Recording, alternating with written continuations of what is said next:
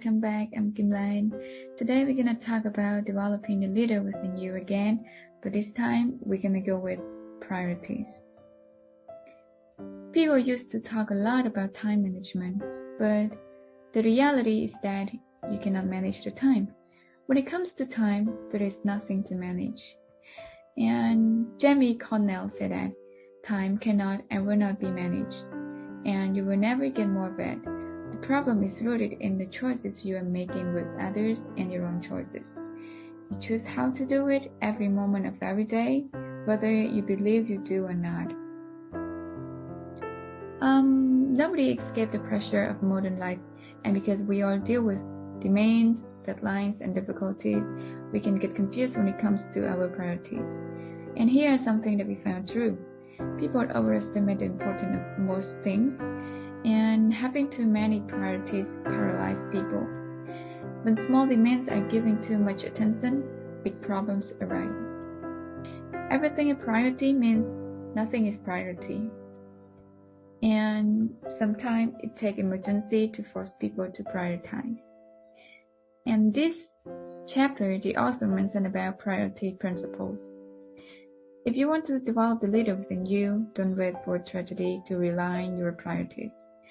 Become proactive about the process starting today. Begin by analyzing the following principle. Here, number 1, working smarter versus working harder. You have to rethink how you do something. You have to work smarter. That means finding better ways to work and making the most of the moment you have. Albert Einstein said that the definition of insanity is doing the same thing over and over and expecting different results. Number 2, you can have it all. To reach the top, you must carry only what's necessary of climbing. You must leave behind all else. It's a very difficult climb. If you want to be successful as a person or as a leader, you must make choices. You must prioritize. You cannot have it all. Number 3, the good is the enemy of the best. Most people can prioritize between the good and the bad or between the right and the wrong. The real challenges arise when they are faced with the two good choices. As you become more successful and busier, you must learn to navigate the choice between two good things. You cannot always have both. How do you choose? Remember, the good must sometimes be sacrificed for the best. Number 4, here proactive beats reactive. Every person is either an initiator or reactor when it comes to planning. In my opinion, you can choose or you can lose. Proactive means choosing and reactive means losing. The question isn't will I have things to do, but will I do things that make a difference? To be an effective leader, you need to be proactive. So now let's take a look at this. Initiators, they plan ahead, but reactor, they live in the moment. Initiators always pick up the phone and make contacts, while reactors wait for the phone to ring. And initiators anticipate problems, but reactors react to the problems. And here are some more points that you can see the differences between initiator and reactors. And I would like to move to number 5, which is about importance and urgencies. Like you can see in the picture, we've got do, schedule, delegate, and eliminate. So let's see about the high importance and high urgency. And this task, you need to do it because it is important and urgent. You need to tackle the task first. And the next one is high importance but low urgency. And you need to schedule it. You need to set deadline for completions and fit this task into your daily routine. And the next is about low importance but high urgency. This task you can delegate it, and you can find quick and effective ways to do this task with minimal personal involvement in time. If it's possible, you can delegate them. And the last one is low urgencies and low importance. In this task, you can eliminate it or get rid of them. If they can be delegated, then find someone else to do it. Okay, and the next, the author mentioned about proactive priority solutions. And this, the authors mentioned about the Pareto Principle, which we can call it 80-20 rules. Like you can see in the picture, we've got priorities and production. And let me tell you how to apply the Pareto Principle to the people on your team. Like first, you need to determine which people are the top 20% when it comes to production. Next, spend 80% of your people time with this top 20% and spend 80% of your personal development on this top 20% to help the top 20% determine what their top 20% return is and allow them to give 80% of their time to it. The next, allow them to delegate the other 80% of the task to others to free them up for what they do best. And the last one is ask the top 20% to do on-job training for the next 20%. Okay, and the author mentioned about the 3 R's. So the first R is requirement, or we can say require.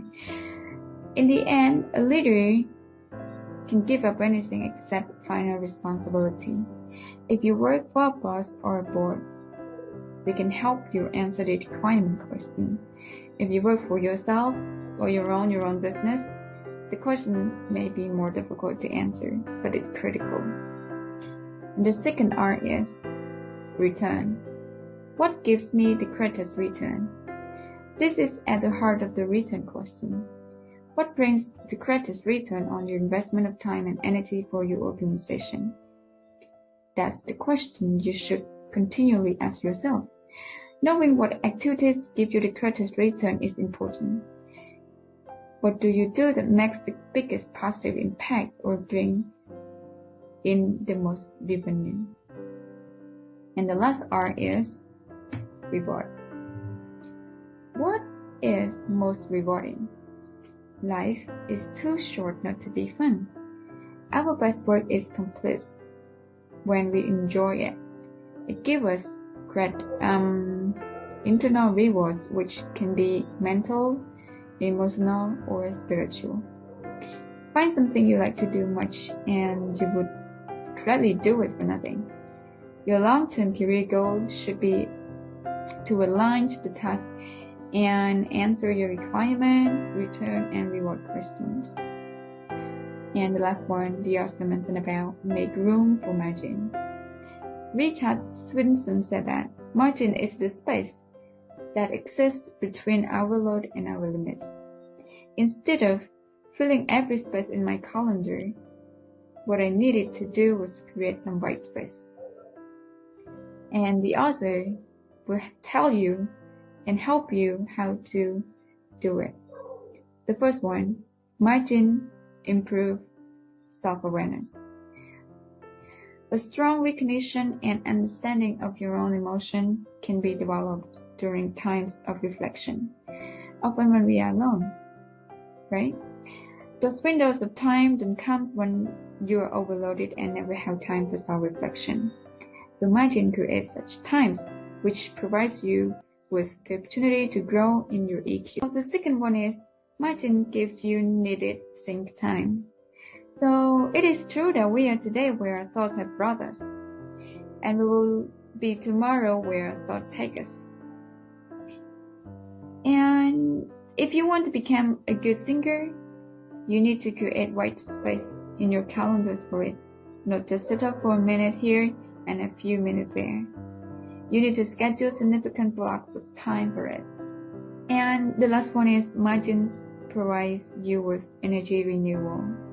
Human beings are designed not to expend high energy continuously, but to alternate between spending energy and recovering energy. So if you want to be at your best, you need to find ways to recharge. You can do that by creating space for relationship, exercise, recreation, travel, music, and so on. Whatever recharges your personal battery is good, but you need to find margin for it. Okay, thank you so much, everyone.